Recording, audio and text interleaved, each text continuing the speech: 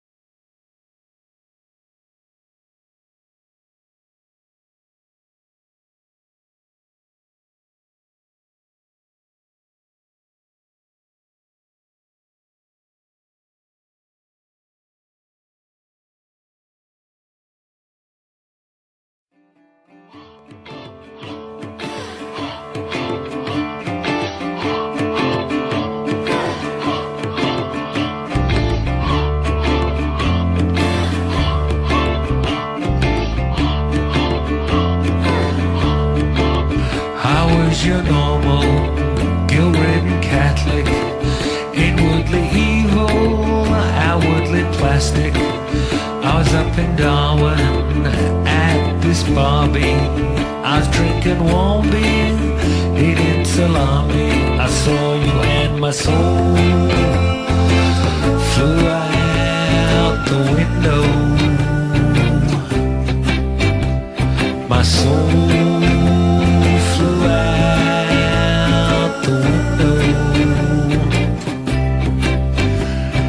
Must have heard me sigh as you slowly walked on by.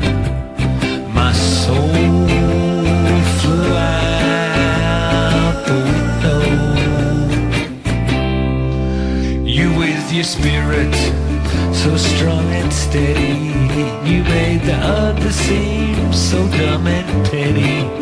You saw me notice you. You gave a little shake. You made my knees tremble. You made my body ache. My soul flew out the window. My soul flew out the window. It's the third time, or fourth time actually, that I've been to East Timor, and this time what we were doing was particularly remote.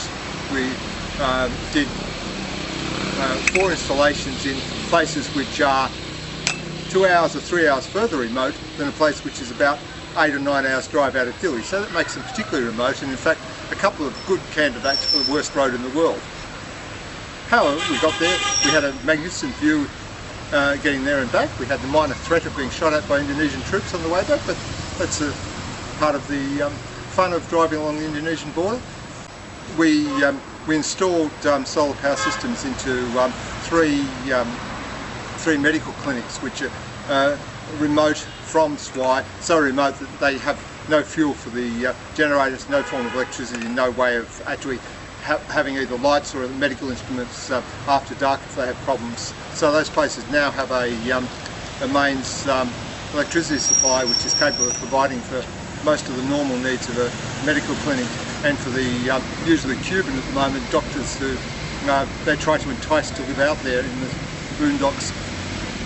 So we've made it actually easier for them to have a doctor out in these remote places because these doctors now have lights.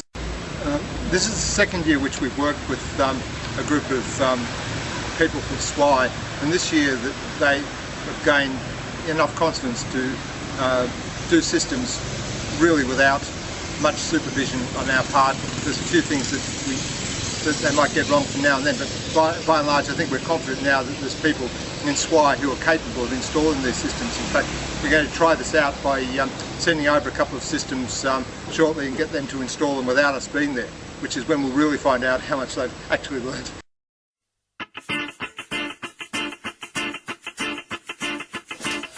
Nothing tastes better than the neighbor's chicken. In fact, it's downright finger-licking. When you see it run in your backyard, grab that bird and squeeze it hard. You don't need any excuses, just think about those deadly juices. Nothing tastes better than the neighbor's chicken. Well, you don't need any excuses, just think about those deadly juices. Nothing tastes better than the neighbor's chicken. I never trust a bright-eyed gypsy. She'll take you out and she'll get you tipsy.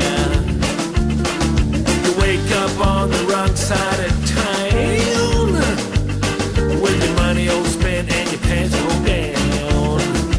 Well, I want a woman from the Kama Sutra, one part angel, one part Buddha. Nothing tastes better than the neighbor's chicken. Yeah, I want a woman from the Kama Sutra, one part angel, one part Buddha. Nothing tastes better than the neighbor's chicken.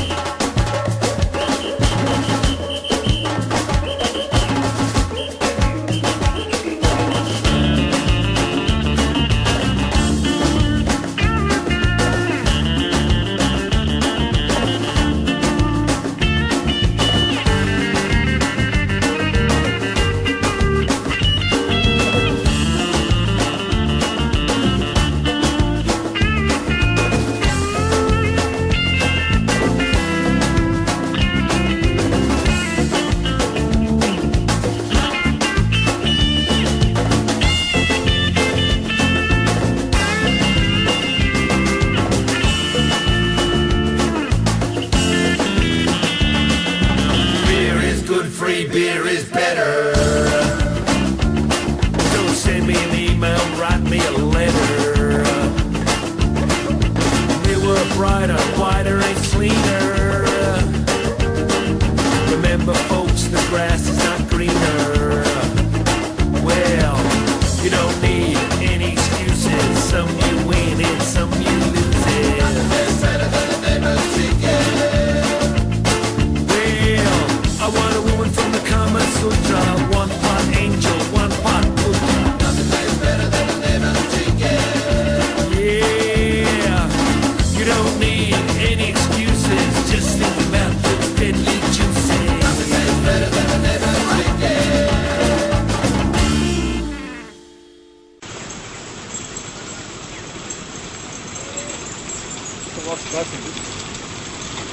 I'm working here in Pohorem Kovalima, which is on the West Timor border.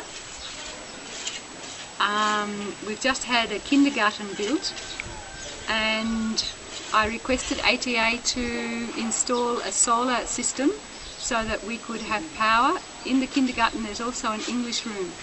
I teach English in the afternoons to adults, and it's going to be really wonderful that I'll have power in the room. I teach normally 3 till 5, sometimes 3 till 6 in the afternoons. The generator, the one generator in the community, which is the priest's generator in the parish, doesn't get turned on till 7 in the evenings. which is very awkward for my teaching times. So I'm just so grateful that now I'll be able to use power. It's going to make my teaching so much easier, and it's going to be of wonderful benefit to the students. And next year when we open the kindergarten, it means that the teachers there will be able to use music and a range of other things to teach the students. So thank you ATA, and thank you to the team that came. Obrigada wa'ina.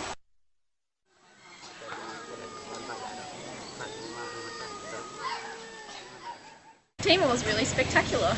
It's really pretty, got a really nice coastline, unbelievably mountainous, and so I found out why it takes 2.5 hours to travel 35 kilometres or so, because you're up and down and around all the time. Well, our first project was installing solar power at a health clinic for the German doctor Christiana, who's been living in Traloka, just near Baucau, for the last year, and in East Timor for the last 2 years, and is hoping to stay for another 6 years. And she treats about 80 to 100 people per day, she said, with all kinds of illnesses and malnutrition and warped backs, and to see little kids that haven't eaten for I don't know how long, and yeah, tries to help everybody and bring them back to good health. And we installed power for her home so she could listen to her music and have lights, and power the fridge for the laboratory that keeps the samples.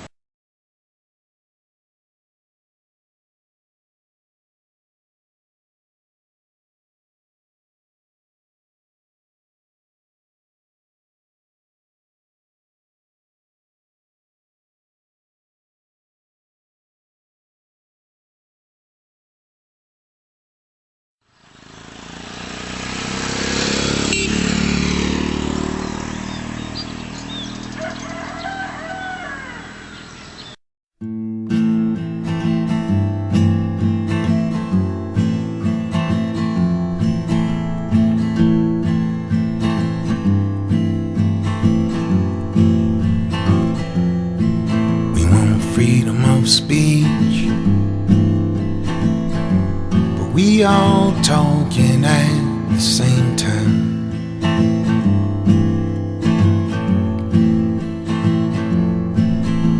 We say we want peace, but nobody wants to change their own mind.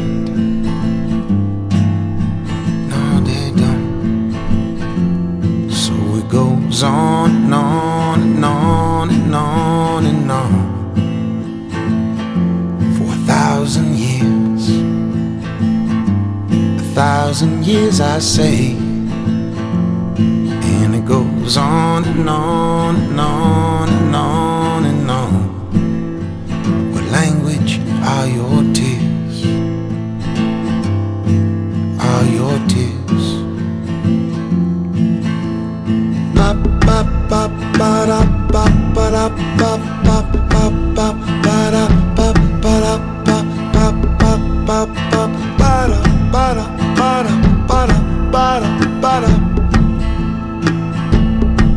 Everybody wants to live life of kings and queens,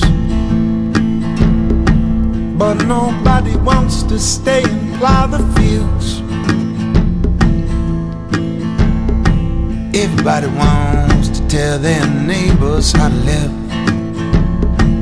but nobody wants to listen to how they feel. So it goes on and on and on and on and on for 1,000 years. 1,000 years, I say,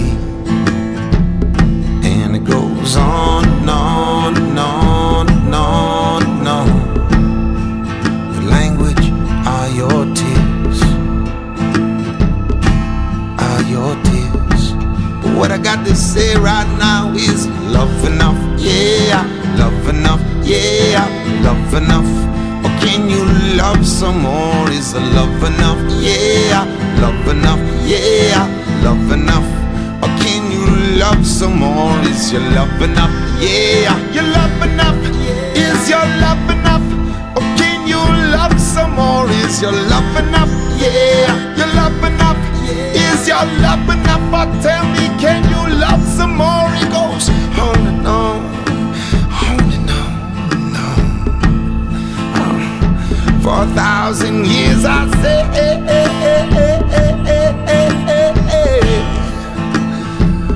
and it goes on and on and on and on and on. What language are your tears? Are your tears, gentlemen? What Mother Nature gives, mankind refuse to let live, taking the universe in their own hands. Oh yes, now, short-circuiting the positive, charging the negative, causing the most unusual circumstances. Every day we rise again, battle up and fight again, hoping that our hearts will receive our love too. Oh yeah, Blessed words we speak again of the works to do, my friend, for us to live in this garden of Eden. So tell me, is your love enough? Yeah. Your love enough? Yeah. Is your love enough? Or can you love some more? Is your love enough? Yeah. Your love enough? Yeah. Is your love enough? Or tell me, tell me, tell me. I say, what language do you laugh in? What language do you cry in? What language do you dance in? Make romance in? What language do you make love in? Or pray to the above in? What language are your fears? What language are your tears? Believe in coexistence.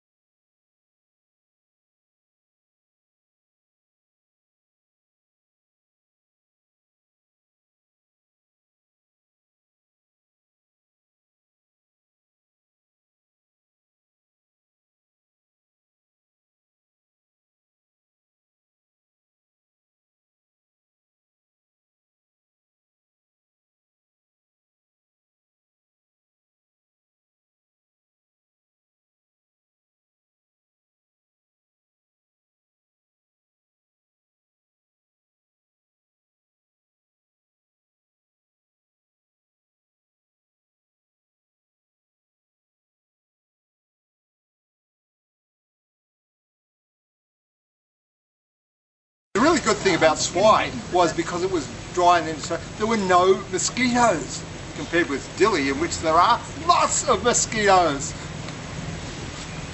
That's the end of your The country in Western's all right as long as it's the song that I like, which is Big John. Big John by you know. This one happens to be golf in Some Canberra. people say it came from New Orleans, where he got in a fight with the Cajun Queen, and a mighty big blow from his big right hand sent a Louisiana fell to the promised land. That's Big John. Last night we were sitting in the Big John. There's a very big night difference we were between sitting in the Golden Dragon.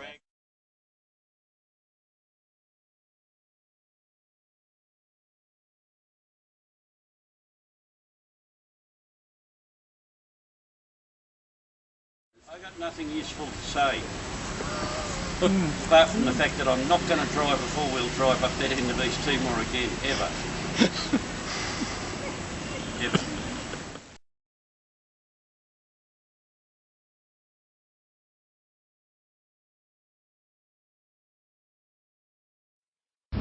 How did I find Timor?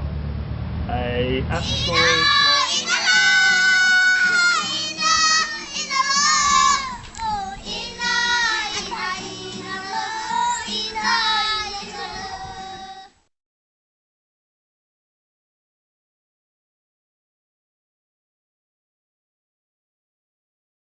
Well, everybody, I hope you did enjoy that movie. It was a labour of love by Justin, and you can see he was an avid filmmaker, and he's getting better actually. I've seen him on to his other things. But that gives you a really good taste of some of the challenges of operating in Timor. Now, the ATA has been operating with the IPG to improve their lives. If we're going to do that, we might as well just tinker in the sheds like most traditional ATA members do. Blokes in the sheds tinkering away. Although the demographics changed quite a bit over the last few years, which is good to see.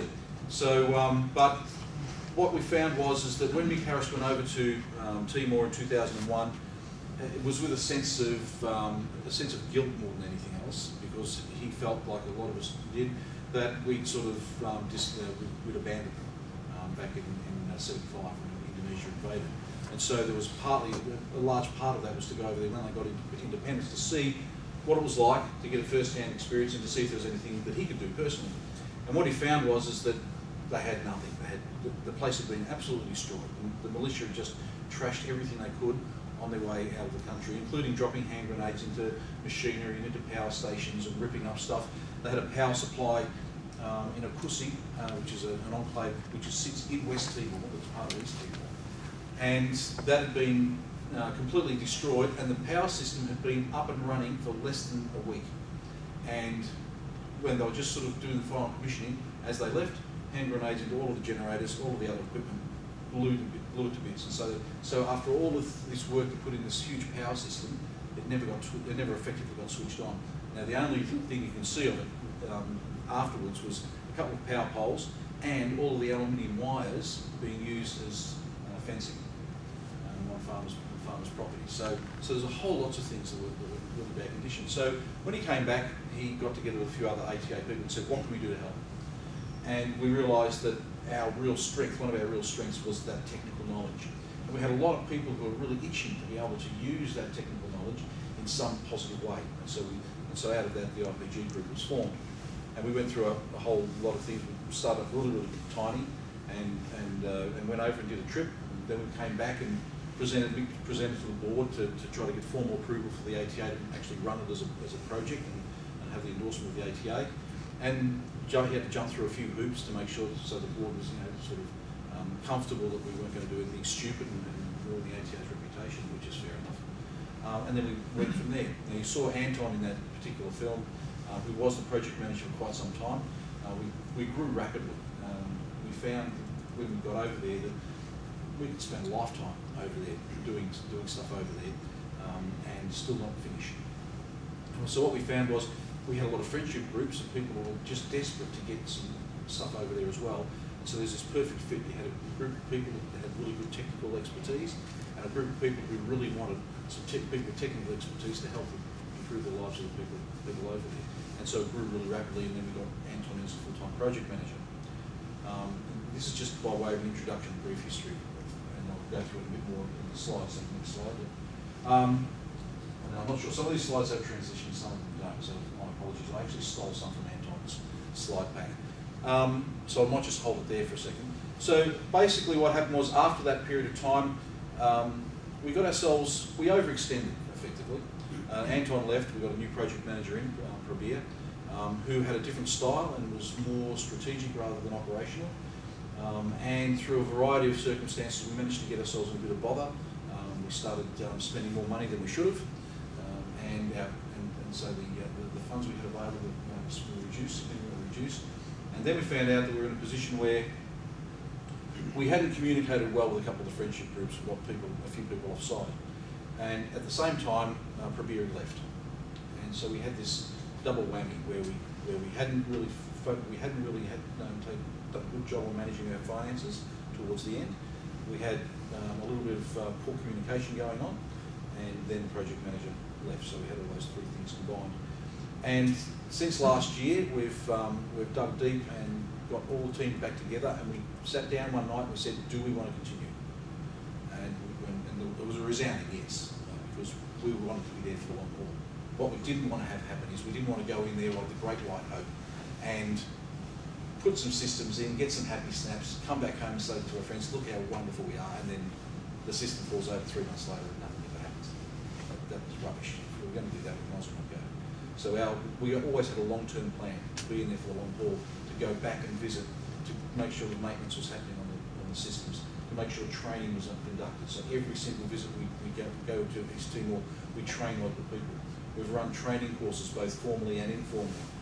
We actually helped put in a TAFE-style accreditation course in solar power through the country. So there's a lot of good things, and we continue to go back there. So because of the meetings we had last year, we spoke to a couple of friendship groups that we had some strained relationships with, and frank and honest discussions, and we've got ourselves back on track. So what we've done now is we've reformed pretty much the way that we had formed back in 2002, 2003, where we are behaving and are treated in the same way as any other branch. So we are effectively a non-geographically based branch. So just like the Melbourne branch, or just like Coffs Harbour or any of the other Sydney branches, we are set up exactly the same way with the convener and treasurer and the committee, and we're looked after by the office in the same way the branches are, for better or worse. So that's where we are right now. And so right now we've got a group of projects, including ones that we promised to finish off for a particular friendship group, which is the Village Lighting Scheme. Got all that back on track. We've got some new projects to come through, and we're back rolling again. So from my perspective, it's a really good place to be now, because we're all really excited, reinvigorated, and everyone's made a renewed commitment to manage it. The downside, of course, is now the volunteers have to do all the management and all the boring paperwork stuff rather than getting out there and tinkering. So you give me a screwdriver any day. I'd much rather be out there fiddling around and building stuff rather than doing the paperwork. But that's okay. It has to be done, so it has to be done. Are the training programs still going? They are. The training program, one place in particular, we had a number of training institutes that we trained up over the last few years, including, and most of that was done through funding from AusAid, and that was effectively training people up. We did training and we did train the trainer. So we trained up some local teaching institutions over there, vocational and trade training institutions, to teach their students up to about a Cert 2.5, Cert 3 level. So maintenance, installation, and it's not quite design. It's what we call select and modify. So in other words, they can do the broad load part of it, but rather than go down and do a detailed technical design, we've basically set up basically a look-up table, if you like. So work out all your loads and everything, then you look up the system that fits the best fits, take those components, and then you can just tweak it around the edges, which essentially is what everybody does anyway. Once you've gone through your Cert 4 course, you very rarely design a system from scratch. You do the load analysis, and then you look up what systems are available and you pick one. So that's pretty much what they're doing over there. And some of those guys have got really extraordinary skills.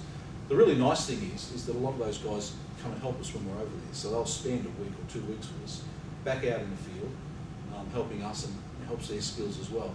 So and some of their students at the same time. So we've now got to the stage where earlier this year I was doing another project for another organisation, still through the ATA, but an organisation called Mercy Corps, running a training session again, and we were using the staff that we trained 2 years earlier to actually do that, and some of their students. So in one place in particular, a place called T-Bar, Senefpe, which is a trade training institute, and if you walked in there into this particular training institute just outside of Delhi, you'd swear you're in a TAFE facility here, a really well-run TAFE facility here. They're really, really well set up, and they do a lot of really good work. So we're working with them constantly with various projects. And when we go over this time, we'll visit them again and maintain that relationship, because we're a great one to have. So, anyway, national overview. Timor, I don't really need to spend too much time on these. Neglect for 400 years. They were ruled by the Portuguese for 400 years.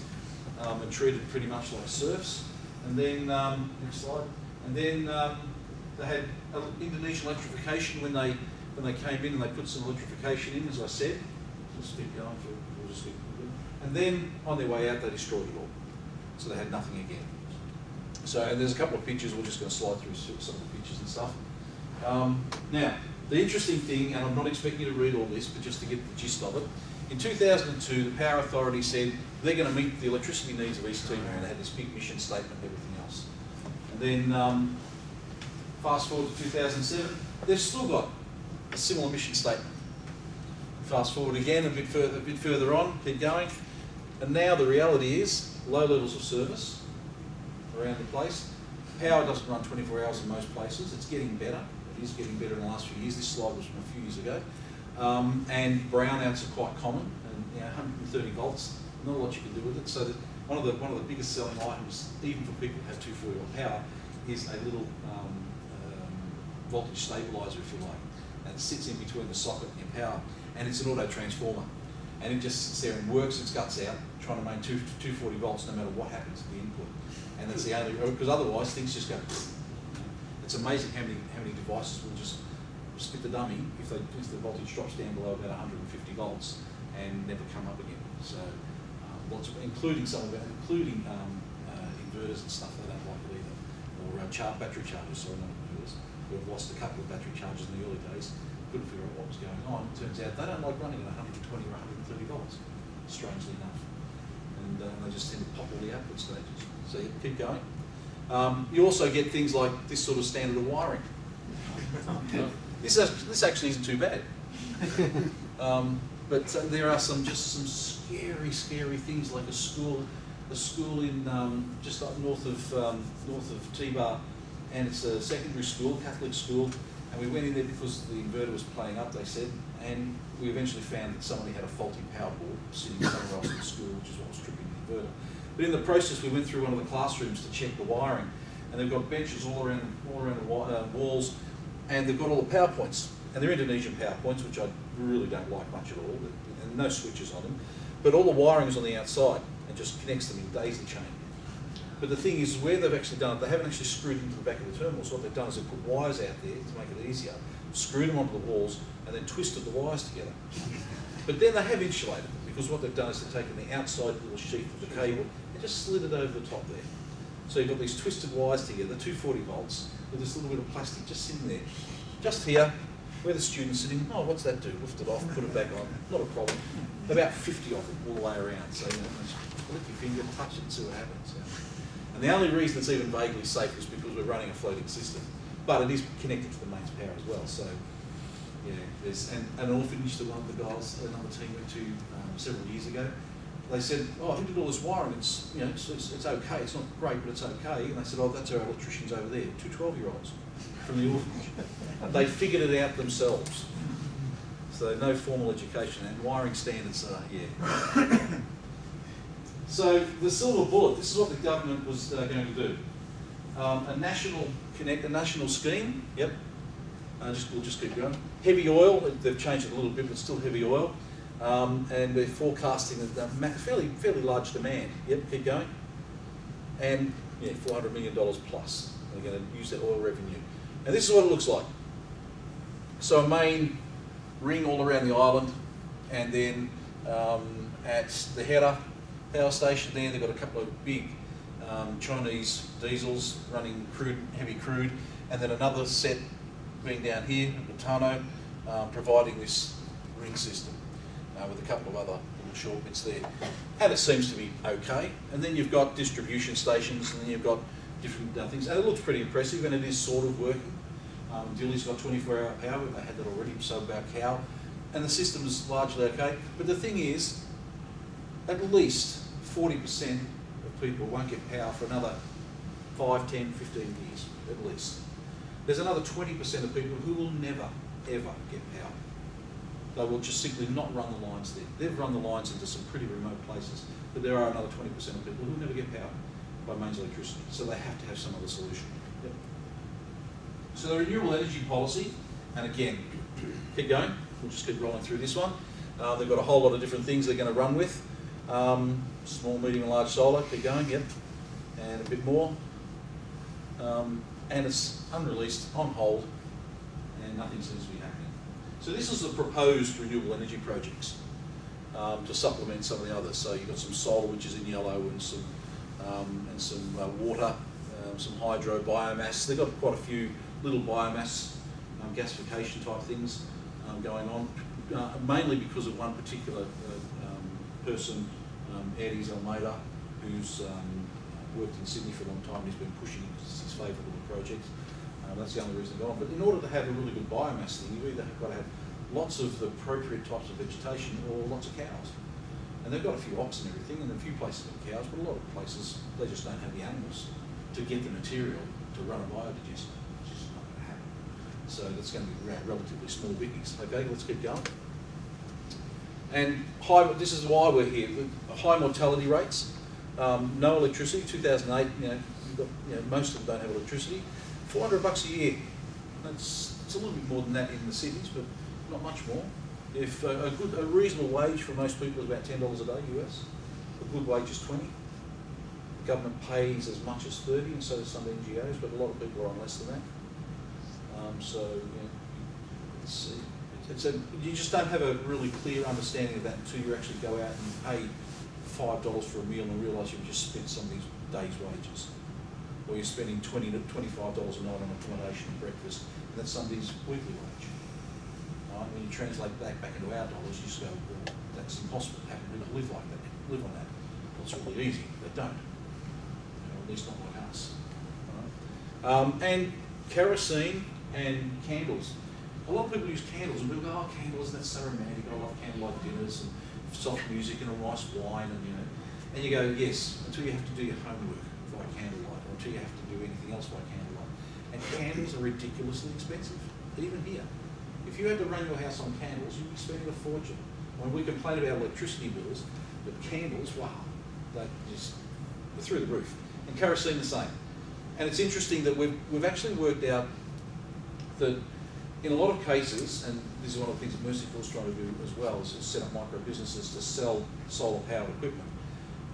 It's actually cheaper in the short, even in the medium term, to actually put in solar, even at cost, even if they have to pay a reasonable amount for it, than it is to keep running kerosene lamps, because it's actually quite surprisingly expensive to use kerosene for lighting. And so solar works out cheaper, even with the maintenance costs, than kerosene in a lot of cases, in Timor and other countries, developing countries. Just a quick one. Yep. The annual income is about $400. A little bit more, a little bit less. What's the cost of living? Around about $300 to $400, probably more. People are living in pretty much poverty. In Dili and some of the other big places where you're on, if people could be on $20 a day, and if you've got two people earning, if you're lucky enough to have two people earning, you can live okay. For example, if you take out the accommodation component, you're just talking about food and basics. As a foreigner, or a Malay as they call them, you can probably get by on, if you were really frugal, you could probably get by on $5 to $10, maybe $10 a day, right? And that's difficult, but you can probably do it. $20 a day, no problem at all without accommodation, right? For a foreigner. But for a local, you can live at the same similar sorts of levels for much less than that, obviously, because they're not going to get charged as much. Plus, the way we eat, for example, and the way they eat is quite different. So there's a lot less protein in their meals and things. So a lot less meat, a lot less fish. And it depends where you are, of course. But even people that you would expect to be eating well, at least in country and farming, struggle at times as well, either because the land's degraded so much, or poor farming practices. So a lot of slash and burn farming goes on still, which is a bit of a problem as well. Yep. So we'll just keep flying through these. These are all fairly. I think I meant to pull this slide out, but basically, we all know how important education is. Just having a light. It's amazing what a difference having just a little 3-watt LED lighting in a house is. It's just astounding when you have nothing. Right? When your choice is to burn another candle or go to bed at 7 o'clock, right? Or talk in the dark, or talk around the fire. Having just a couple of LED lights in place, it just makes a huge difference. Kids can study, women can actually do some micro businesses. Guys can do some work in a workshop somewhere. It's quite common to see in areas where they only have power for 6 hours a night, for example, that everybody works in the evenings because there's no power during the day. And suddenly 6 o'clock comes, all all the sanders fire up, all the saws fire up, all the carpenters start working with power tools. So that's the only time they can work. You know, what are they doing at 9 o'clock at night? You know, then you realise that's their 6-hour working day. That's their window of opportunity because they've got power. And it's really interesting when you go to a house or a hotel. A lot of places in the country, they don't have switches on the lights. Everything's hardwired. And at 6 o'clock when the generators fire up, your lights come on. And at 11 or 12 o'clock when the generators shut down, your lights go off. It's an automatic system. People pay just a monthly fee for electricity unless you want to pay more, and you've got a 2-amp circuit breaker on the front door, and you just pay for electricity. When it comes, it comes. When it doesn't, it doesn't. To give you an idea, most houses in Australia, older houses, have a 40-amp circuit breaker, and new houses have an 80-amp circuit breaker. And these guys have a 2-amp circuit breaker. All the lights in the place are all compact fluorescent, have been for some time, because you can't afford to be wasting electricity by putting ordinary light bulbs in, because your circuit breaker will keep tripping. It will keep dropping power. So they have low energy bulbs in there. And then they've got to be careful sometimes if they plug a TV in. I can't have that 2 lights on because it's tripping the circuit breaker. I don't know what we'll do, we'll just wire a piece of wire across it. It'll be sweet. I've seen that happen too. All right, keep going. Yep. So there's a traditional cooking stove. The old 3-stone fire. So, you know, and you can imagine living and working in a dark place like that. Let's keep going. There's what the ceiling will end up looking like. And there's your homemade kerosene candle, or kerosene wick lamp.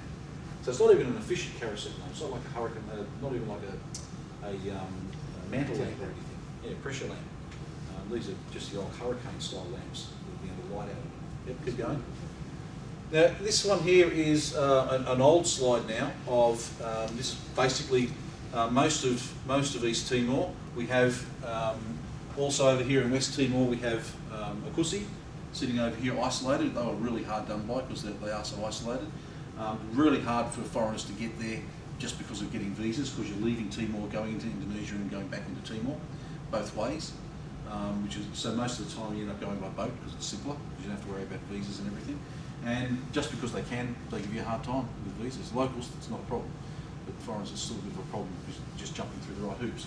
So these are sort of areas where we have put in systems, or somebody else has. All right, so you've got mostly solar, and there's a couple of water and biogas. We didn't do any of the biogas, but a lot of these solar ones would have been ones that we had something to do with. Yep. Here's a typical example. It looks a bit silly with a little tiny 5-watt panel or 10-watt panel sitting there, but that's enough for some lights in the house, and that's really what the critical thing is. You see up the top there, so it's all black. That's from the smoke and the fires inside. One of the advantages of having smoke, it's really interesting because I'm also involved in the solar cooking forums. And one of the things they've found out when they've actually cleaned up the smoke and everything from internal fires is in certain tropical countries the rates of dengue fever and malaria increase because the mosquitoes can now get in. So even though women and children are being killed by smoke inhalation and getting cancer and all the rest of it, at least they don't get malaria. So it's just like you just think these poor guys, they just can't get a break. You clean up the cooking for them so they stop having lung diseases, and then suddenly they start getting malaria and dengue fever and other blood and mosquito-borne diseases. So there's other things that have to happen as well. And we forget how much we've done here to control mosquitoes, even as far south as Melbourne, where we don't have a big mosquito problem, but we can have if it's not looked after. Yep. So just some more happy snaps. This is a typical guy. This guy here is a trainer that we trained as part of that program I mentioned earlier. Practicing on one of the control boards. So all your typical sort of things that you get. Obviously these lights and this switch would be somewhere else in the system. This is a small system providing 12-volt lights, but it's also got a little tiny inverter just to run phone charge or something like that. It's very typical of the sort of system. And if you look at your fuse box, you'll see the same kind of fuses. It's all the same kind of gear. There's nothing really special in the systems that we've put together. But he works for Senai, one of the training organisations. He's one of their electrical teachers. He came on board to do all the solar stuff as well. Very clever, a bit pushy, but nice bloke nonetheless. But certainly knows what he wants and goes out and gets it. He's actually a really good driver of various programs in the country. Yeah. Again, another shot, just some people outside the house, typical house. Sort of split bamboo stuff. These guys here, I think these guys here have been trained, so they've got their little kit there for doing some solar power work. So they've probably just finished the training or just finished an installation. I'm not sure about that particular photo. Again, another shot of the installation work. If you saw that in an Australian house, you'd probably just put tape across the front door and quarantine it until it could be fixed. See some just horror things. Yep, let's keep going. Quality, you can see, no installation standards, no quality control. There is starting to become some national standards. There are starting to have some specifications. But the key thing is this one. Right? These mean nothing.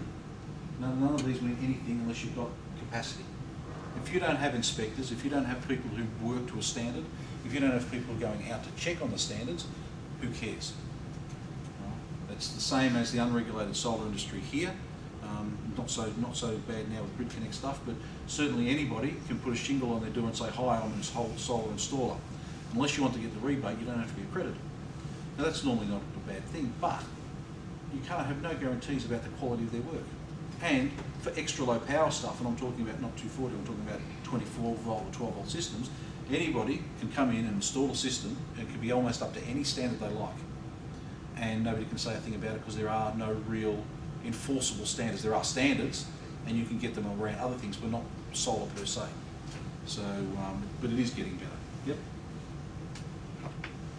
Another typical shot. This is in the this will be in the wet season, so all the hills are all green. Come the dry season, that just goes totally brown, and any vegetation that is there just gets burnt. Usually, it's still got slash and burn mentality. It is changing slowly. Keep going. Now we'll get into a few more projects, a few more pictures, and again, stop me and if you want to ask some questions. A lot of these ones were things we've done, pictures we've done over the last 2 or 3 years, and then I'll very briefly talk about what's coming up in next month. Yep, let's keep going. All right, so again, I'll skip through these pretty quickly because this is sort of rehashing what we've already done. But basically, we've got a great partnership between a whole lot of different groups: local admin, Australian volunteers.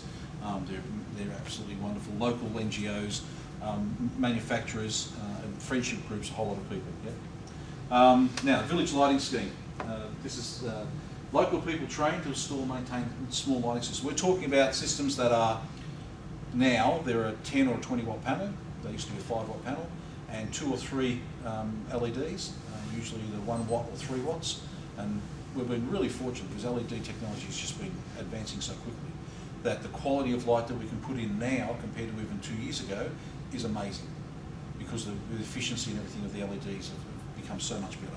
So a system that we would have put in 2 years ago compared to a system we put in now, just with the new quality lights and everything, is like twice as good, which means the batteries don't get stressed as much. We have learned some things about the systems. It always happens, no matter where you are, and Timor's no exception, neither is Australia, that there's a thing called load creep. So you put a system in, and everybody thinks, oh, that's wonderful, thank you very much, it's just what I wanted. And you say, right, now this is as big as it can be, because this is what we designed it to do, and that's all the money you had. And they go, yep, that's fine.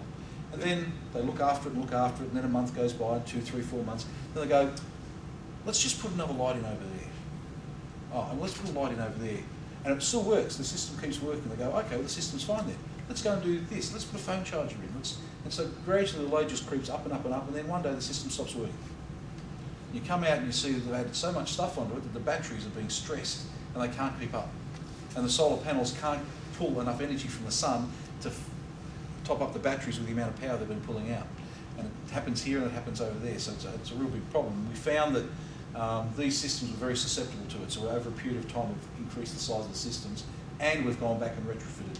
So we've put in bigger batteries and we've put in bigger panels. The controller can stay the same, but we've put in bigger batteries and panels. So batteries don't last? Not if they're not looked after. What we were finding was batteries that we were expecting to last 5 to 10 years were lasting 2 years.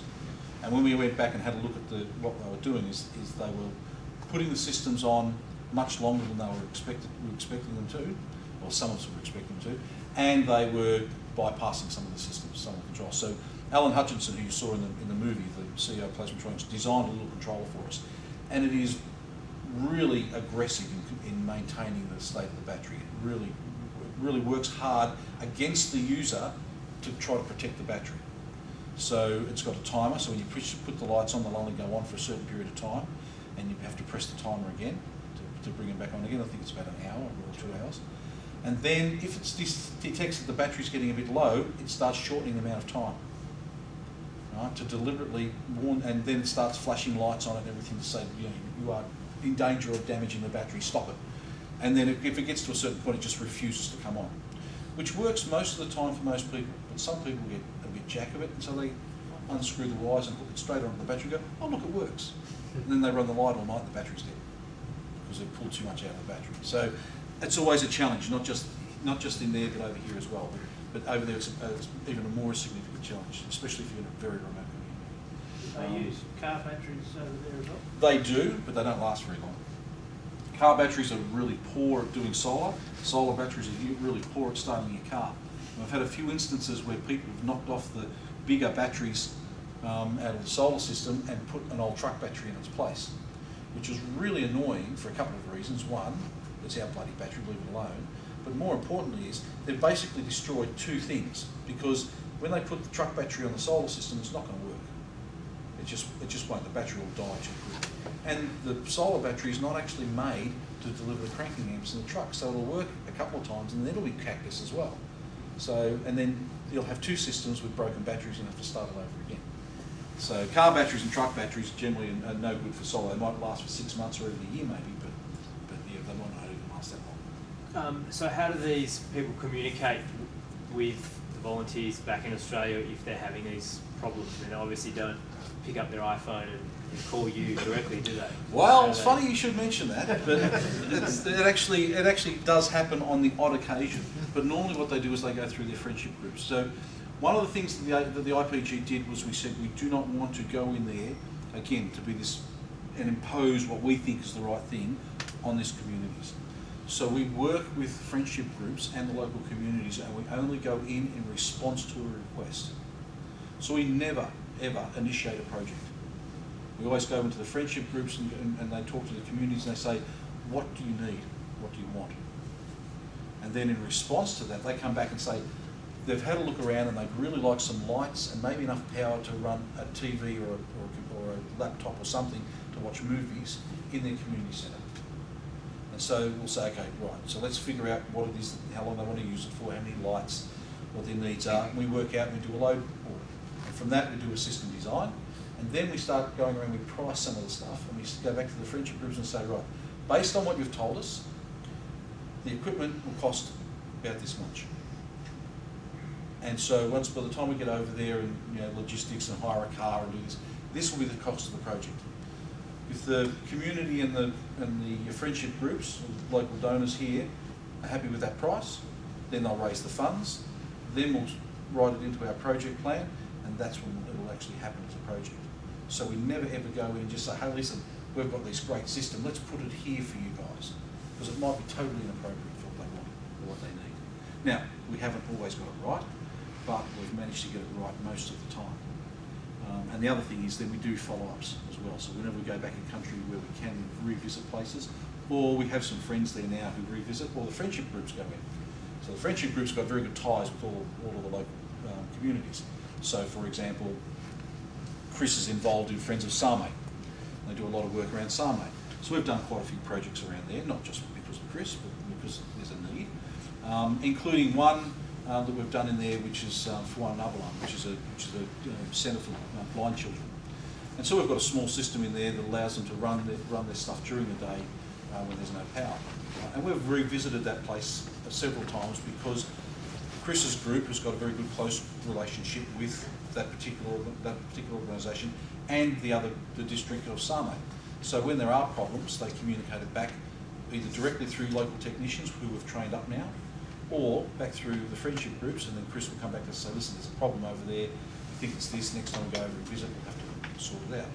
And that's what we do. And sometimes it comes back on us because it's a warranty issue, and sometimes it comes back on the friendship groups because of either something's gone wrong, which is not part of a warranty, and so something, and then friendship groups organise for funds and we handle it that way. So that's pretty much how it upgrade works. the system because of Yeah. the creep problem. Yeah, or upgrade the system because of that low creep that I spoke about before. So that means the community groups are coming up with some funding to pay for the equipment, but then the labour is free. Yeah, essentially, yeah. And what we're doing now is we're working more and more. We're trying to work more and more. We're getting to a point now where we've got to be careful that we don't start undercutting the very businesses we've been trying over the last 10 years to set up by having this skills transfer. So we've been training up all these local technicians. We've been training up all these other people to have an industry, local industry that can support itself. That will only work if NGOs like us don't go in there and undercut them. So we have to be very careful about what kind of projects we pick up now. And it's a consideration, it's becoming a bigger and bigger consideration. Is this something that they could get locally for a reasonable cost? Or is it something that's not going to be a reasonable cost because people in there either can't get the equipment or the charges are too high and it wouldn't be done unless we did it? But we could be helping those local community Yes. groups to actually raise the money, or we could help. Yeah. Money. And the Mercy Corps, so they yeah. can then employ their local people. Exactly right, and that's the Mercy Corps model is along those lines, where they're going to set up local retailers in what they call kiosk, which is a local corner shop, if you like, and then the major suppliers in Dili will wholesale to them, and then they'll have their locally trained technicians who will buy and install from them locally. So that's one model that the Mercy Corps is following through. And the other one which we have in this village lighting system, it's actually more than 800 households now.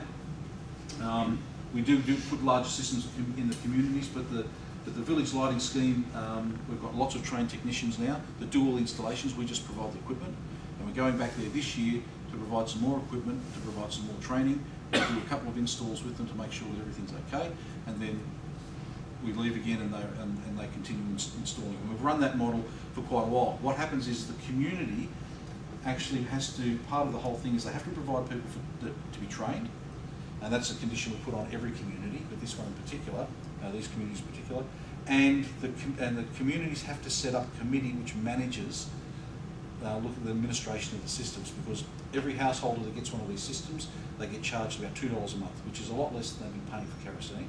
And that $2 a month goes into a pool, which is for maintenance and paying local technicians.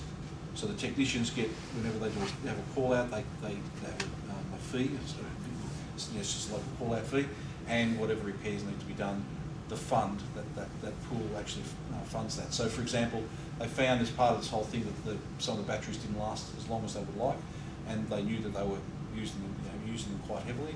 So they were able to fund the purchase of some batteries locally in Dili to actually replace some of those batteries in some of the systems that have failed. So that system is working quite well. It works better in some communities than others, and we've got some communities that are very hard-nosed about the whole thing.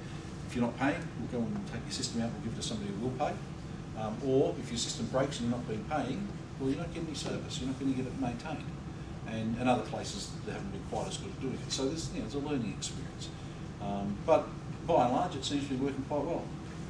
Yep. And where are the wholesalers in Dili getting their equipment from? Are they dealing straight directly with manufacturers in China? Yeah, a lot of it comes from China. A lot of it comes from most of it comes via Indonesia. So that they actually a lot of the wholesalers there will be getting it bulk purchasing through Indonesia. Some get it directly from China, but a lot of it get it through Indonesia. So they'll either go to the major centre that they're going to is Surabaya, I think, in Indonesia. So, and we also get some of our stuff. So a lot of the stuff that we're doing in this, when we're supplying this stuff, we're actually importing directly from China, and it's being freighted directly to Dili, so it doesn't come through Australia at all. So we're basically purchasing in China for direct delivery to Dili, and then we bring it through customs with the help of Rotary, and do it all there. Other stuff that we've done, we actually put together here. So we have a lot of the bigger batteries and a lot of solar panels, some of the solar panels and stuff for the bigger systems. We'll assemble it here, and then we pack it into a Rotary container, and then because we piggyback on Rotary and look after each other that way, and then it goes off to Dili from there. In fact, it should be arriving. The container should be arriving in Dili in about 3 weeks, I think, or 2 weeks hopefully. I hope it's 2 weeks because it's got to clear customs and everything before we get there in 4 weeks. So it's getting we're right on the pointy end now, so it's getting exciting. Yep, let's keep going. These are some of the partners and supporters over the years. M&H is still looking after us very well, so are everybody. But at Rotary, we do we've got a really good relationship with Rotary. I can't stress strongly enough how good Rotary has looked after us. And anybody who's involved in Rotary will know that they're a great organisation to be involved with. Yep. And this is, again, just talking about some of the stuff I've already talked about, so we'll fly through these. We've got a lot of slides to go through. We also do a few water pumping projects, not many, but we've done a few. I found out just recently that this one's being redone. There was a problem with it somewhere. I don't think it was the solar part of it, but there were some issues and some political issues as well. So you've always got to be aware of those. One thing that happens is that you can get administrators or chefs and chiefs in the area who like to look after the equipment very well. And so they'll insist on having it in their premises so they can look after it for you. And so they tend to get most of the benefit out of the system. We've found that on a few occasions. So there's a little bit of that goes on.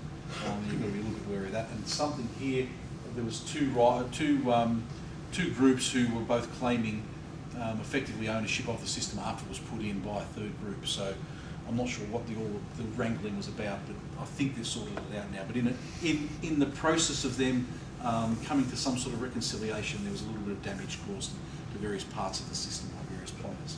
So is that to bore water or is that to streams? This was a stream, so basically it's not really clear here. Solar panels down here. It was done in conjunction with the local water authority as well, and so they had a big concrete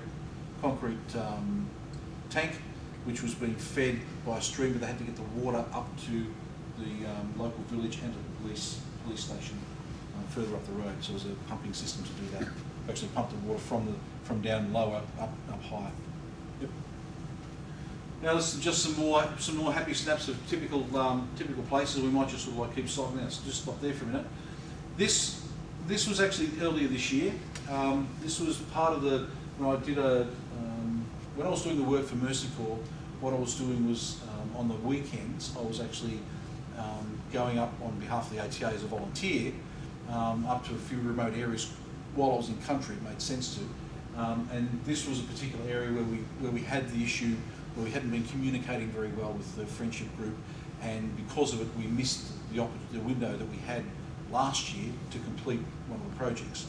So as part of that whole re-establishment of our friendship and everything, I went up to this region one weekend with the local priest and went and visited a few sites where we were going to put things in place and checked out some of the systems to make sure that things were working, or where they were working, where they weren't. And this gives you a really typical example of the kind of things that people are living with. So this woman here, that's her two kids, and that's her mother with two more of her kids, and she's one of the lucky ones. She's got a wheelbarrow to carry the water, and they're carrying, each one of those is 10 kilos, and I've seen little kids 6, carrying one of those, or carrying some, they put it down, carry another 100 metres, put it down, and they'll walk for kilometres. Now she's pretty lucky, she's got a wheelbarrow, but she's carrying that full of water. She does that every day or every second day, probably, up the hill to her house.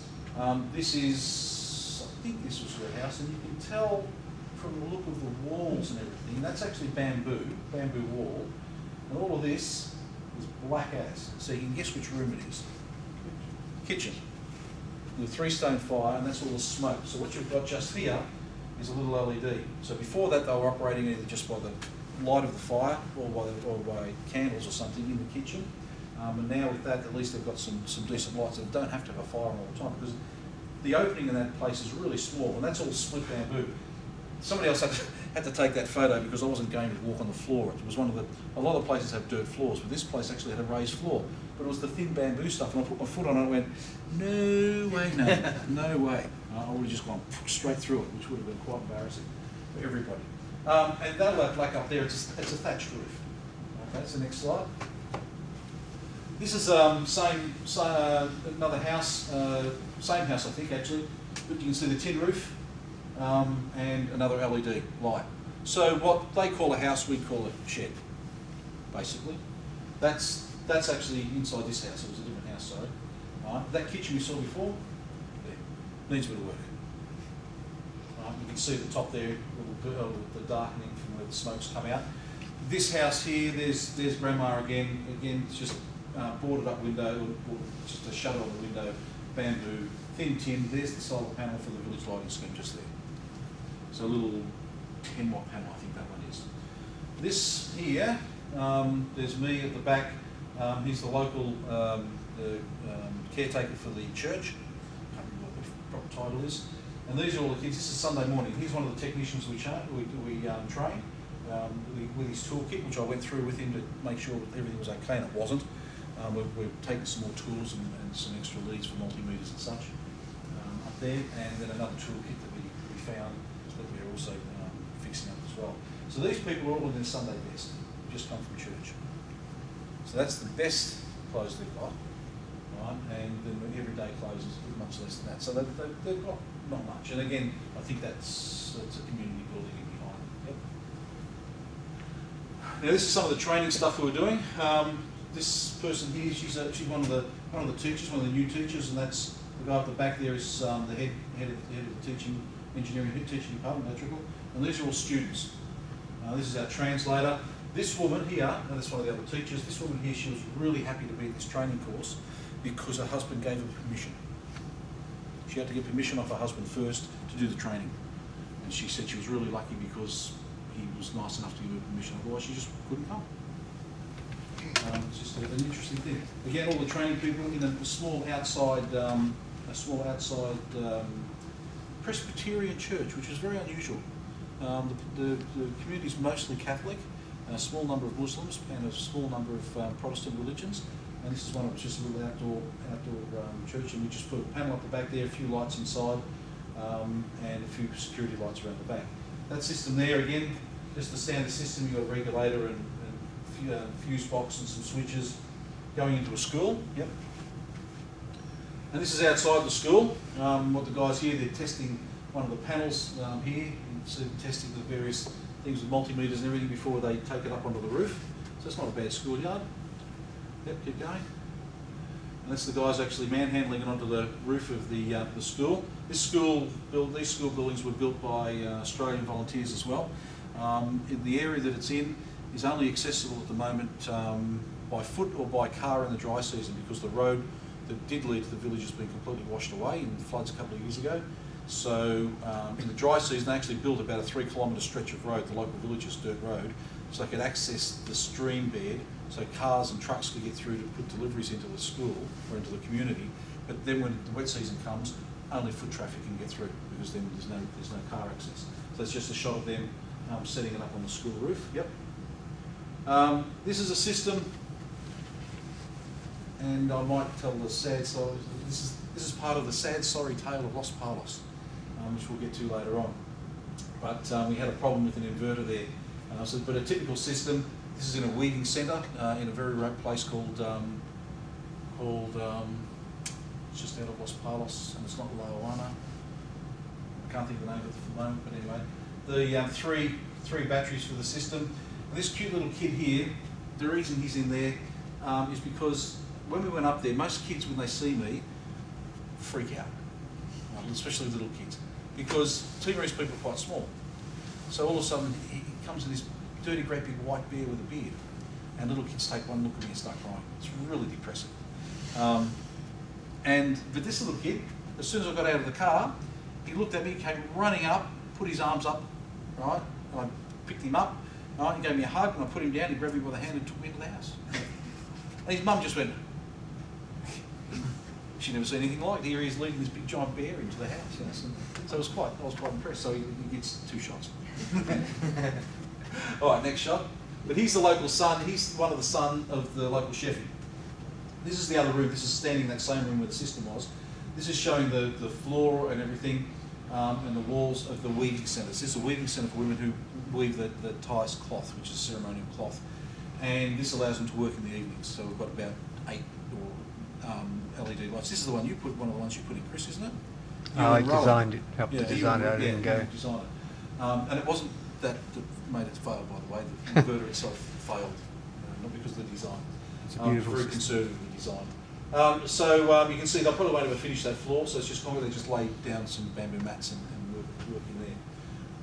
That's another shot I just put in to show people that's the same village, and that's just some bloke taking his cow somewhere, who knows, in the back looking after them. That further up the road, we actually climb up through all that mist and everything. It's quite magical. It's one of those things where you get up into the mountains and everything. I'm sure people who've been up the mountains know that it's like being in another land. It's quite fabulous. This is back in that small chapel with thatched roof with a panel on the roof there. That guy there is a legend. You can't quite tell. He's just bathed in sweat.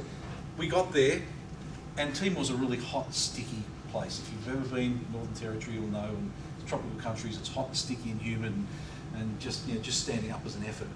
And even the locals, we got there, and there's no wind because of all the palm around. And the locals there, they got there, oh gee, it's hot, isn't it? And I went, really? You think it's hot? If you think it's hot, I'm in real trouble. And this guy's up on top of this roof midday, just caked in sweat. He was up there for about half an hour at least, and got down and drank just copious quantity. And even his mates down there cheered him, because a couple of them got up there and lasted 5 minutes and had to come down again. So let's keep going. So again, just some happy snaps of around the coast, not far from this place. You can see some of the lights we're putting in there. These guys just scrambling around. I don't know how they just don't feel. It's just beyond me. Little homemade ladders and everything. They're just athletes. They really are. Yep. Some of the other projects that were done last year, I think it was last year, the year before. Children on the Edge, another one. Not a bad sort of system. 750 watts of solar, 400 amp hour battery bank. So 8 6-volt batteries. Big 40 amp charger because they do have access to power. One of the things that we do try to do is, people always come to us and say, how much solar can we put in here because we need it? And we turn around and go, well, what have you got there already? Oh, we've only got power 6 hours a night. And then, yes, we could put solar in for them, but then they'd be paying for all these solar panels, which they don't really need. All they really need is a battery and an inverter and a charger. When the power comes on at night time, you charge up the batteries, and then you use the system during the day. So instead of having to put solar panels on to provide the power for the batteries, charge it off the mains, because it's there anyway. Why have that additional expense? But it's a bit of that sort of like, it's a cool factor to have a solar panel on the roof sometimes. If they really insist on it, we'll go, well, yeah, we can. It's a bit pointless, but we can. But most of the time we're able to talk people into a solution which fits their needs rather than coming up with some whiz-bang flash design that looks cool but doesn't actually achieve what they wanted to achieve for the money they've got. Yep, keep going. Another one which was the Akusi, again over in Akusi, community lighting, and yeah, it's just an ongoing scheme for community centres. So we've put in lots of these systems of various sizes for different communities, community centres over the years. So there's quite a few. Again, basically usually a single 80 watt panel, 100 amp hour battery, and some 12 watt lights. Bloody burning. And we've done dozens and dozens or hundreds of those systems probably by now. Yep, keep going. Silk factory. We've done one in a silk factory. We're using silkworms and mulberry bushes, and it's pretty amazing actually. It's quite good to get out there. And we had a couple of systems in there, a 24 volt system again, and we had a few small ones. But we've had some problems with this system, and we still haven't successfully managed to get a fault-free system running at this place for a variety of reasons, not all of which were apparent at the beginning. But you know, and for example, the fridge that they bought in after the fact was way too big for the system. So every time they switched it on, it tripped the circuit breakers. Well, every second time they switched it on, which was pointless because you switch it on and you go, okay, it's working, but of course it cycles off and on. So next time it cycles off and on, it trips the circuit breakers. So we've had some issues along those lines, and also poor maintenance. So we haven't been able to effectively train the people that needed to be trained, which is quite frustrating. Let's keep going.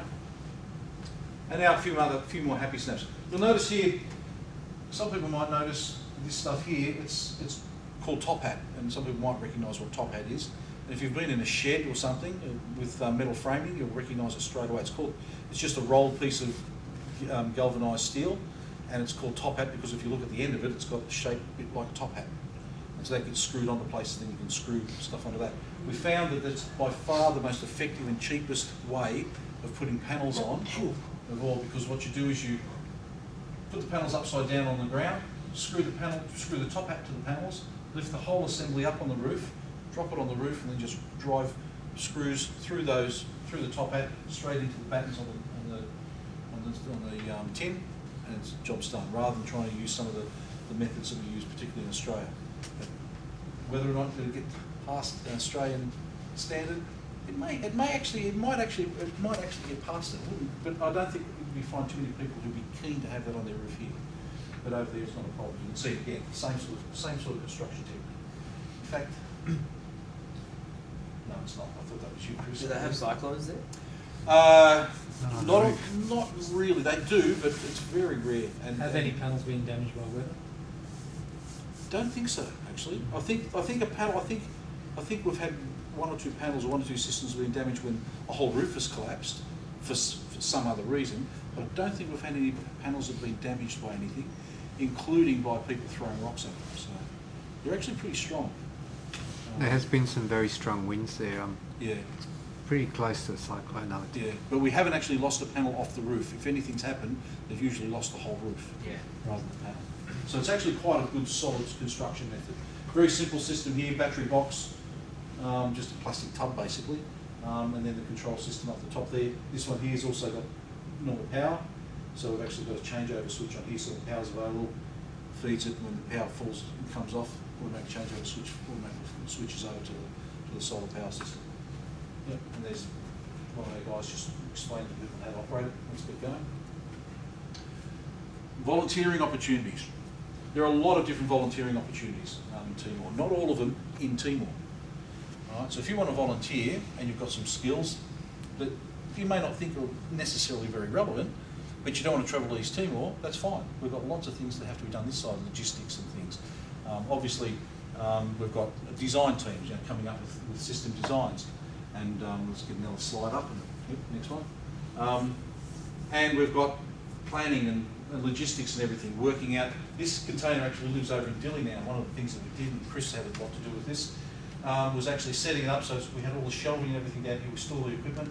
I think that is me. Fold up, yeah, that is you, yep. And a young guy called Ned. That guy there was a Sparky, just got his ticket, came over with us, was so inspired. I found out recently he's gone back to school and he's doing a degree in environmental science.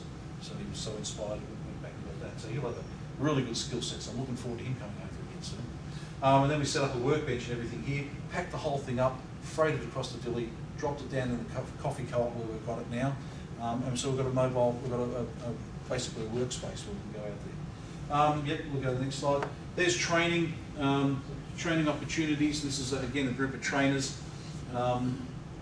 We've got coordination with friendship groups. We've got installation itself. So again, the same sort of thing. That was a place called La Ten, I think, near Bahia. So if you would like to volunteer, but you don't know if you've got the right skill set, don't worry, because there's lots of things we need, and you probably do have skills that we need here if you don't want to go over to Timor. Or if you're able to lift a box and carry it somewhere, have we got a job for you? All right? If you want to be trained on how to use a screwdriver, mate, you're in with a chance. All right? So there's lots of options. You don't have to be technical. You don't have to have a degree in maths or a degree in engineering. You don't have to really understand electricity all that much. All that sort of basic stuff that you'll need, we can train you in if you need it. Or if you just want to be hands and feet, or if you just want to come over and be the official photographer, we have people who do that as well. All right? Now we try to discourage people just being the official photographer because we'd like that we have all hands on deck, but certainly there are opportunities if you want to come over. There is also another opportunity with the IPG, which is not international. They're only just starting to redo this after we had a false start, and that is we're working with Indigenous communities in the top end. And doing work there. So some of the smaller communities that fall through the cracks of the government programs and things like bushlight and stuff, there's opportunities there. So if you don't want to leave the country but you still want to do this kind of work, there are opportunities coming up for that as well. But I'd encourage you to keep on the mailing list if you're not already on it, to get on it, and also to keep an eye out for on the website. We're slowly revamping. I've got thousands and thousands of photos, and also of other people on all aspects, and we can just overload you. But we're hoping to get some more stuff up on the website with a few more photos and a few more stories and stuff. Now I think that probably is the last slide. I'm hoping. Oh no, one more. There you go. There's Mick Harris. He was the one who kicked the whole thing off. This guy here, local guy. his name is, just trying to think his right name, not what we call him, Senor Xavier. He's actually over in Perth at the moment doing a degree in renewable energy. So he's managed to get enough money, scrape enough money together, and he's taken off from the family for effectively 2 years, and he's going for his degree. He's actually a mechanical engineer I was teaching at Delhi University. He was a translator for a while, and he's just got inspired as well. Wants to go down that path and thinks there's some money to be made by locals in Timor, which we're more than happy for people to do. Yep. Oh, here's another shot. This is Bakia. So we do use some bigger batteries, not just little ones. These are 2-volt batteries, 1100 amp hours, which is quite a big battery. They weigh 68 kilos, I think, from memory. And yes, they're bloody hard to move in the heat and everything.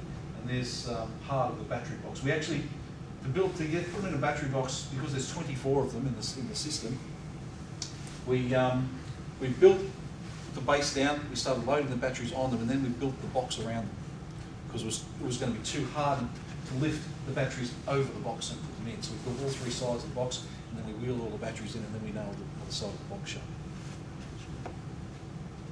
And that is, as they say, it. Thank you very much. One last thing just before we go. There's a couple of photos here. I just want to show you a few photos. The sad and sorry tale of Los Palos. I'll give you the condensed version. One weekend on the trip, I went to Bagia because we know some people in Bagia and we wanted to check the system out and everything. But our primary mission was to go to a place called Los Palos. And Los Palos, there's the big place of Timor, and Dili's here. Los Palos is way down here. It's about 6 hours drive on some reasonably good roads, actually. So it's about 140, 150 k's away. And so we got told the system, the weaving system that I showed you there with the little kid, was broken. Now, I'd already been to the centre, the weaving centre, a couple of years before, so I knew where it was, so that wasn't a problem. And so they said the inverter's broken. So we said, right, we'll get another inverter from one of the local shops, StarTech. And I went down there and talked to the guy, and I said, listen, we need an inverter, we need to go, this is on Saturday morning that we have to leave. So I said, can we get an inverter off you? Once I installed it, because I'm not sure if the one down there is actually broken, so if I can just grab it off you and take it down there and fit it and then come back and pay you if we need to use it. And he said, yeah, that'll be all right. And then there was this almighty fight with his wife, who actually runs the place, I think. And there was this huge screaming match in the office as she realised what he'd just done. You can't go giving away equipment. But anyway, we got away with it after about half an hour. So we put it in there, and I had 3 local guys with me that two of them I was training, and one from the local TAFE centre, and the other one I trained previous year. So we headed off down to Los Palos, and it took us a bit longer to get down there than we thought. And on the way down there, we heard there'd be massive rains in Dili and flooding at the hotel, and there was water this deep and everything. So we thought, oh, we missed that one, that was good. Got down to Los Palos, and it's getting quite late now. We get down to the place, and I pull into the driveway, and this Australian woman comes out, and I said, oh, hi, I'm looking for Deb, and she goes, oh, no, she's not here. She's gone back to Australia. Oh, that's a bit unfortunate, but anyway, yeah, we're here to fix up the thing for the weaving centre. She goes, no, they've all gone. Well, who are you? Well, my husband and I just decided to rent this place. She just happened to be Australian. It had nothing to do with the people that we're supposed to go and see to get this weaving centre done. And I'm thinking, okay, I'll just come, because we were trying to contact people, and we couldn't get in contact with anybody we were supposed to get in contact with. So we just went on spec. Right? So you can see it's already happening. It's already lack of planning, lack of So I think, okay, well, what are we going to do? And my guys are looking at me as if to say, well, you're in charge. Do something, right? And I'm going, but I'm a foreigner, And so we stood and talked to her for a few minutes. She goes, look, I might actually, we'll talk to the landlady, because she lives next door, and she might know. So she goes and talks to the landlady, and the landlady, they're talking for a few minutes. She goes, oh yeah, she knows where the weaving people have moved to. So she knows one of the people, so she rings her. And so this now is getting darker and darker and darker. Now I was expecting, it's Saturday, I've got to go back to work in Dili on Monday. So the idea was go up early on Saturday, fix the system on Saturday, stay overnight, go back to the gear Sunday morning, drop into the people I need to drop into, back to Dili Sunday night, everything's sweet. That was the plan. So now it's 6 o'clock on Saturday night. We still haven't got anywhere near the weaving centre. It's getting dark, we've got to find accommodation. And we go down and we talk to this woman, and she says, oh yes, it's not here anymore, it's down, the name of the place I can't remember just off the top of my head, which is 2.5 hours away, down some even more remote tracks. I'm thinking, oh. So we find a place to stay the night. She agrees that she'll take us down there the next morning as a guide. We said, great. Next morning, we get up, running a bit late because the guys had a late night the night before, and so we finally get moving. We go down to this place, find the weaving centre, meet the little kid, have a good day, go in there, check it, yes, the inverter's broken, pull the inverter off, put the other inverter on, and they're going to plug everything. No, don't do it yet. Let's just switch it all on, do it up in a stage sequence, right, connect the power up, switch it on, bang! Flash of light out of the inverter, puff of smoke, nothing. Red light. Shit. And I looked at it, and I looked at them, and they looked at me, and I got the voltmeter out, I checked it, it's dead. Right? Dead out of the box. And I stood there. So this is now 2 days, or a day and a half. And they say, what do we do now? So we pack up and we go home. Because we've got nothing else we can do. So we pack it up, we had another look at the other inverter to see if there's anything we could possibly do with it. No, it's dead as well. So we've come all of this way not to fix a system. So we've still got a broken system. We've got to apologise to the chefy and his family and the community and everything. And then as we're packing up, they say, oh no, you've got to stay for lunch. We've already made lunch for you. I'm going, oh, we've got to get to here. So, because it's 2.5 hours down the road, we've got to get there, say hello, blah, blah, and head off. So that's fine. So we stopped, we had lunch, we had a talk and everything, and the whole thing. So now it's about 5 hours later than I want it to be. It's now getting to mid-afternoon or early afternoon. So we put that, so we finally get away and thank you, we're sorry, you know, we understand, we know you'll be back and everything. Now, I think, right, we can get to Ikea. Oh, hang on. The woman who was the guide for us, who came down with her daughter, has now picked up her friend who was in the township, but she needs to go back to Los Palos, which is in the opposite direction. So now I've got to drive 2.5 hours back with the woman and her family, drop her off at Los Palos, say thank you very much, no, we don't want a coffee, it's okay, right, and then head back, go the coast road, back to Bahia. So we've actually got to go right along the coast and then drop down to Bahia. And that's actually about a 4.5 hour drive, 5 hour drive. It's now about 3 in the afternoon. So I'm thinking, I promised we're going to go there. If we go there, we'll stay an hour, and we get going, we might get back to Dili maybe by about midnight, 1 o'clock. Fingers crossed. So we get there, we go down towards Bahia. We get almost to where we're going to go, and I stop because there's only half a bridge over this cavern. I'm going, what the? So we get out and have a look. It looks like all the concrete's in place, and I see the tracks across the bridge, and I see the trucks further up the road. If they got across, I could certainly get across at a troopy. So the guys jump out and they get across the other side and they guide me, and just sort of inching along. I think I'm all right, and then get across the other side. It's easy, not a problem. All right, we'll load back in the car, finally get down to the place where I'm going, a friend of ours, who I discover has just got back from a funeral of her mother-in-law. 6 months after her husband died. He died late last year, which was one of the reasons I wanted to go down there, because there were a friend who wanted some condolences and everything. So now, so we've got there, and you know, everyone's sort of still sad. We say hello to him, and all I want to do is I want to show my team the big power system, along with the big batteries. So they, yes, it's really nice, had biscuits, had coffee and everything. All right, well, we've got to go. Oh, but I've cooked dinner. Oh, really? Yes, we've got to stay for dinner. So we stay for dinner. Now it's 7 o'clock. Now it's 8 o'clock. Now it's 9 o'clock. Finally, I say, right, we've got to go. She goes, you know, we just go up, we'll have a look at the place and the system. Yep, that's fine. We go up to the place, open up the door, they say, oh, yeah, it's working really well and everything, and I'm showing the guys that we've got all the laptops now set up, there's 17 laptops and there's sewing machines, there's all sorts of gear. And it's just brilliant, because it's one of the biggest systems I've ever put in. And then I say, okay, let's have a look at the system. No, you can't do that. Why not? We haven't got the key. What? We haven't got the key to the back room where the system is. And it's a real problem because 2 of our laptops are locked in there as well. We haven't had the key since November. This is March. What? What? What do you mean you haven't got the key? Well, the guy had the key, her husband, and we don't know where he put it.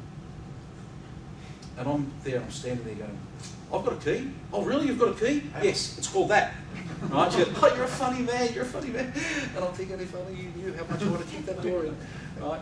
Anyway, one of my guys finally got in there and he got in with a screwdriver and after about 20 minutes almost, managed to break the lock of the door and got us in there. We had a really close look. So we're looking, and now the girl who's with us, the one of the students, she's pointing at a watch because now it's 10 o'clock. Right? And we crawl all over the thing, I show them all the stuff. We finally get away and she wants to lift back to her house, then she changes her mind because she can get a lift with somebody else. So it's about 11 o'clock when we finally leave. We now have a 2-hour drive up to the main road and then a 5 to 6 hour trip to Dili. So we get on the main road. We'll get back up, we negotiate the bridge and we go screaming through the place. And everyone's getting tired, we're all starting to fall asleep. I'm driving this troopy. And we get on the main road and we finally get to a section of road which is beautiful and straight. The only thing you've got to watch out for is goats, because they love to sleep on the road. So every so often you'll see this lump of goats on the road and to slow down until they get off and then get on again. Don't usually have to worry about ox at that stage because they're all asleep, but you've got to be a little bit careful. Right? So we're going down the road, and because I'm tired and it's about 2 o'clock in the morning, I'm sort of cruising down the road and there's moonlight and everything, and there's water on the road in spots, so you've got to be a little bit careful. But this one section of road was really good quality road, nice and straight, just really good to drive on. But I'm still just sitting on about 80k, just cruising along. Got the radio, we've got the music blaring. They had some music. I mean, they all got into music and old stuff, and they all like Billy Thorpe. It's great. Right, so driving along, doing 80k's. Another big pool of water on the road, you know. So I backed off a little bit, and then I thought that's a really weird looking hole. Slam on the brakes. Just locked all 4 tyres up and came to a screeching halt 3 metres before a gap in the road. Overnight, while the rain's been coming through, it's undercut the road and washed an 8-metre section of road out, which is what I thought was the water on the road. And it was only because I was only doing about 60k's, just like slammed on the brakes and just stopped. And I just sat there for a second, and everyone almost threw people through a windscreen because I was sleeping in the back seat. Everyone got out and went, whoa, this is amazing. And then had to find a way down around the road and through the creek and back up the other side and get up. So then after that I had a big fight with a guy trying to sell me petrol who wouldn't give me a receipt and everything. Now this is about 4 o'clock in the morning at this stage. Get back to where I picked everybody up in Dili, and we're sitting there because I'm trying to find a way to get into the compound to get the guy's motorbike. And he goes, well, why are we waiting here? I said, so you can get your motorbike. He goes, but I didn't come here with a motorbike. I said, I saw you on a motorbike. He goes, that was my friend's motorbike, and he took it back with him. So you don't actually need to, no, I'm just going, you're going to give me a lift back to my place. Oh. So they dropped everybody off, got back to the hotel at 7, had an hour's sleep, and went back. And after all of that, still didn't get the damn system fixed. So that was the sad and sorry tale of Los Palos. And it just goes to show 3 things. Don't ever expect anything to work properly in Timor. Right? Never take a chance with the weather. And make sure you plan the bloody thing and test the equipment before you leave on a really, really long trip. And the next day, at the start of the lesson the next day, was planning for maintenance visits at school with 2 of these guys. And I said, so what do you think? They said, you are hopeless. I said, okay, well you can start the class off when we go back there on Monday morning, right, and do the class. So it was a good lesson in what not to do in any case, and it made a really good case story. So I'll just leave you with this last little photo just so you can see what it was like. Nobody yet. I took it back and he was furious. I didn't. I made sure I was nowhere near his wife. So that was basically a picture of the road that we stopped at.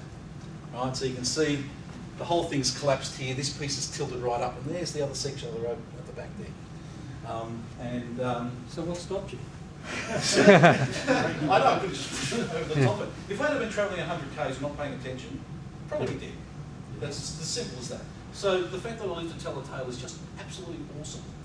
And then that's where the car stopped, that far from the road, and give another perspective of what it was like. That's one. It's not a good shot, but that's one of the guys standing on the raised platform. You can see the other side, the other end of the road up there. And so always expect the unexpected. And that really is the end of my talk. So thank you very much. Yep. Over here, has that it's translating over there as well. Has that been unilaterally good news, or had it caused some problems as well? No, it's I won't go into the details. The only problem I've had is trying to convince people that just because we paid this much money for a lot of panels that are sitting in stock doesn't mean we should try to charge people for that much money because the replacement panels are only half the price. So in other words, if we pay $10 for a particular panel or $100 for a panel, we can't realistically charge people $100 for those panels because the panels we're buying to replace them are only $50 now. So we should be only charging people $50. We're going, oh yeah, but we spent $100 back then for those ones. No, but that's already gone now. So it's a financial discussion with different people. It's not got nothing to do with the ATA. It's a separate discussion entirely. But in terms of what it has done is it's changed the way we design systems. Batteries are usually the weakest link in a system, and they're usually the most expensive. Often the most expensive. But panels have been very expensive. So what you try to do is you try to very carefully balance the size of batteries and the size of panels, because panels traditionally were expensive. So you try to keep the panel sizes down as small as you can to minimise system costs. Panel prices have dropped so far now that our whole design strategy has changed, and it's true of all solar installers who are doing standalone systems. It doesn't really impact the design philosophy of grid connect.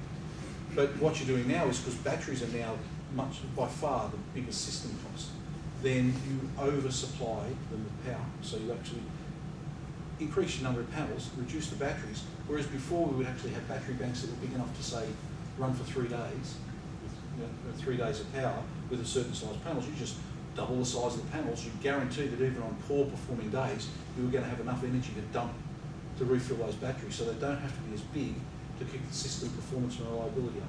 So that's the key change, is that systems now have smaller batteries and larger panels for that exact reason. And as panels, there is a limit to how far you can take that, because there's a limit to how much you can physically pump into a battery over a short period of time. But that's generally the major change. So you'll see systems now with bigger panels and smaller batteries for the same price. Battery prices coming down as well? A little bit, not much. They don't seem to be. They sort of incrementally a little bit. I think as China ramps up production more and more, we have seen the batteries that we're using in the village lighting scheme prices haven't increased. So the battery price has been sort of holding steady. So in real terms, that means they're dropping. Because generally just gel cells. No, flooded cells, too much maintenance. For this sort of thing, you want maintenance-free batteries, and that means either gel cells, because they're cheap, or AGM.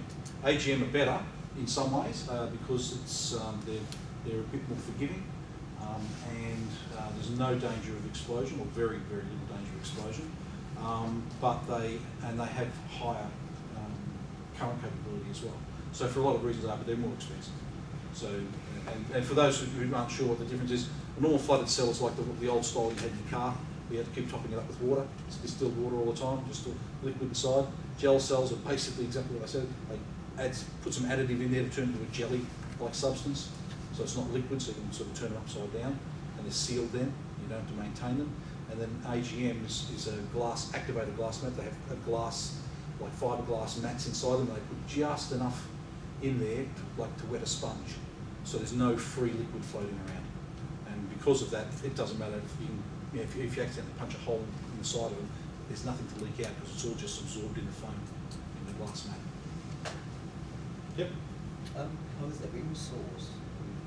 It's not too bad. The wind in some spots is pretty good because it's mountainous, obviously. So there are a number of wind turbines there. We had a wind monitoring station in Arturo, which if you saw the picture of Timor, a little tiny island just north of Dili, about 30 k's off the coast, and that's also part of Timor. And we had a wind monitoring station there which provided some pretty good results. And there's also a bigger wind monitoring station about halfway between Dili and a place called Baucau, which is the second largest city, well actually used to be the capital of Timor, and it's where the international airport used to be before Dili was made the capital. Now they're thinking about turning it into a military airport. And so there's some mountain regions there around there that have got some really good prospects for wind. So there is quite a bit of wind, and it makes sense to put some of that in. Whether or not it happens is another story again.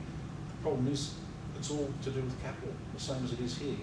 Solar and wind and everything are far better than almost any other source, including coal. The prices are starting to fall. The trouble is high capital cost. And who here has bought a really, really cheap and economical printer? But you haven't bought a cheap printer, but not economical. Because you buy a nice cheap printer, you pay a fortune for cartridges. And that's what happens with coal and oil. or you can buy a nice expensive printer and don't pay much for as much for cartridges. Huge lag. Yeah. That's the ink system where they have, 100 Yeah. belts each container. But again, you're trading off one against the other, and it's amazing. Even accountants, whose job it is in a company to do all this cost analysis, lifetime cost analysis and everything, they get home, they make exactly the same mistakes as everybody else does. They just go for the lowest upfront cost, and it's almost human nature. So it's a hard thing to do. I'm guilty of it occasionally. We might have to wrap it up. Environment. Morphus better, or are you just going for the cheapest? No, look, to be quite honest, the difference in performance isn't great enough to warrant putting amorphous panels up. Amorphous panels should be better in almost every single case, especially if they're not glass. Because they're light, they're bulletproof. I've seen panels operating with 3 bullet holes in them, but still going 3 years later, 4 years later. A guy from Western Victoria used to go around with his displays, Marco, and showed, I think it was Marco. Anyway, so they work better in the heat as well, and they work better, they're more tolerant of shading. And they should be cheaper, because they're cheaper in manufacturing. In practice, they're not.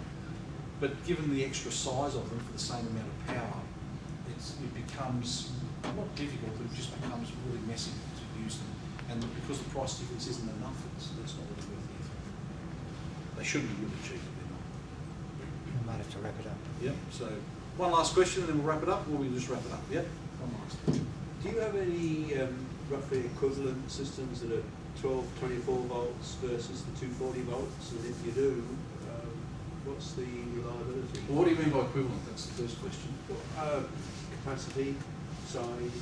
All right, so, and again, it depends on the use. So, for example, that one I put in Bahia, that was probably one of the biggest ones we've put in Timor, and that was at about, I think it was about 2.5 kilowatts, something like that, which powers 17 laptops, a couple of sewing machines, music equipment, lighting. That's pretty typical. The small house over here, give you an example is if you've got a house that's reasonably solar efficient and it's using about 12 kilowatt hours a day, which is a little bit less than the average Victorian home, then on average over a year you need to provide 12 kilowatt hours per day. So in Melbourne, in winter for example, you would need, we only get 3 hours a day on average, you're going to need a 4 kilowatt system with enough batteries to survive 3 days.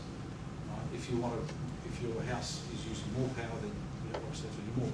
Most houses that only use about 12 kilowatt hours have usually got gas as well. If you're relying on electricity then for your cooking and for your heating and cooling, then you use a lot more and you need more. I'm currently looking at, because I got a good deal on some panels just recently, I'm looking at putting in about 10 kilowatts on my place in the suburbs, only because I've got a stupidly good deal on these panels. And that would allow me to go off-grid completely, but I've still got to sort out the batteries. I've got some batteries there, but they're not going to last too much longer. How many kilowatt hours of batteries do you think you'd need? Sorry? How many kilowatt hours of batteries? You'd need, if you wanted to get anything like reasonable reliability, you're going to need around, what have I got? I've got probably going to need at least 30 kilowatt hours of batteries. At least. You could do it with 20 maybe, but I wouldn't be very comfortable trying to do it with 20. But with 10 kilowatts of panels on the roof, 20, I could get away with 20. Because that would give me a full 24 hours. Because you can only take about half the capacity out of batteries without it really hurting you long term. You only want to take 20%, really. Well, no, 50% is okay. If you're looking at just a pure cost thing, somewhere between 30 and 50% is your sweet spot in terms of the cost over a long period of time. Because if you want them to last a lot longer, you have to buy a lot more. And if you buy too few, they won't last anyway. So if you do the little curves and everything, you'll find there's a sweet spot between 30 and 50%. But anyway, drift a bit more. But yeah, that's the sort of thing you're going to be looking at, and it's still not cheap. And ATA's actually got a report, I think it's on the website now, about, certainly was in a recent issue of the Renew, about the cost of actually going off grid in the suburbs. It's still not quite there. It's getting there. When we get to 32 cents a kilowatt hour, I think we get there, don't we? Yeah, pretty close. I'm getting close to it now. So, all right, I think that's it. Thank you very much. Computer's gone to sleep.